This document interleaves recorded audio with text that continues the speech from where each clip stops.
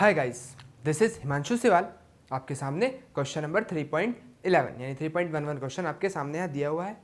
Question ने a storage battery of EMF 8 volt and internal resistance 0.5 ओम। हमारे पास एक storage battery है जिसका ईएमएफ 8 वोल्ट है और इंटरनल रेजिस्टेंस 0.5 ओम है।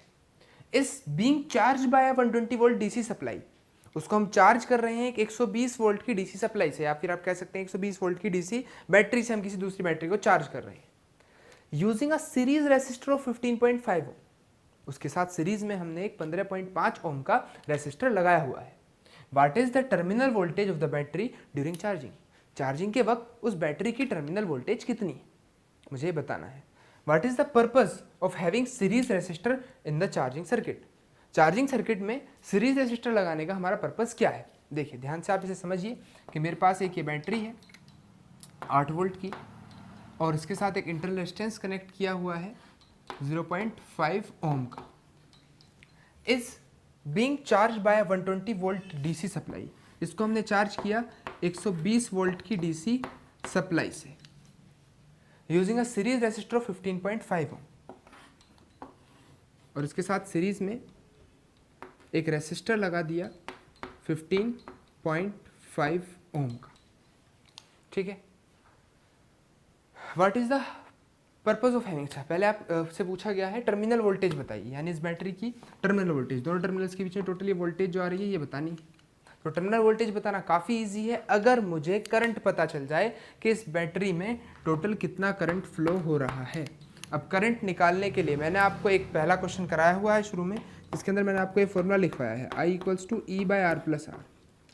आप ये फॉर्मूला लगा सकते हैं। R और स्मॉल r, ये कैपिटल R हमें दिया है, ये स्मॉल r दिया है। E के प्लेस पे नेट ईएमएफ कितना, इसका 120 और ये -8 यानी 112 आप रख दें, या आप डायरेक्ट KVL लगा दें तो भी करंट निकल जाएगा। देखिए ध्यान से, apply KVL in the given loop. जो लूप में दिया है इस लूप के अंदर मैं KVL लगाता हूँ तो +8।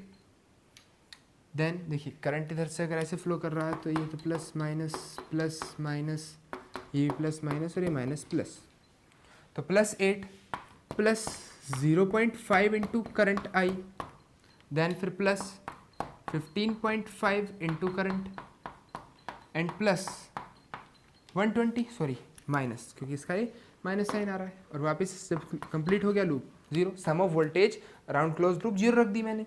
मैं यहाँ से I कॉमन लूँ तो क्या आ जाएगा 15.5 और 0.5 यानी कि कितना हो गया 16, और 120 और माइनस का 120 प्लस का 8 माइनस का 112, और उधर जाएगा तो प्लस का 112 हो जाएगा। तो I = कितना आ गया 112/6।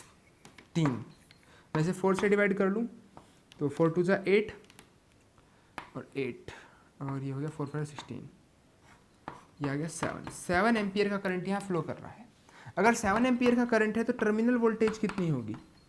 टर्मिनल वोल्टेज की जो वैल्यू है वो मैं बड़े आराम से निकाल सकता हूँ, +8 माइनस IR, यानी कि प्लस का 8 माइनस का 7 इंटू 0.5, सॉरी प्लस IR, ये प्लस का 8 और प्लस का ही IR आप लेंगे तो ये आ गया 8 + 3.5, इट मीन्स 11.5 वोल्ट की टर्मिनल वोल्टेज यहाँ टोटल जनरेट हो रही है। तो क्वेश्चन के अंदर सिंपली हमसे टर्मिनल वोल्टेज पूछी है। नाउ नेक्स्ट पूछा गया है what is the purpose of having series resistor in the charging circuit. तो पर्पज ऑफ सीरीज रेसिस्टर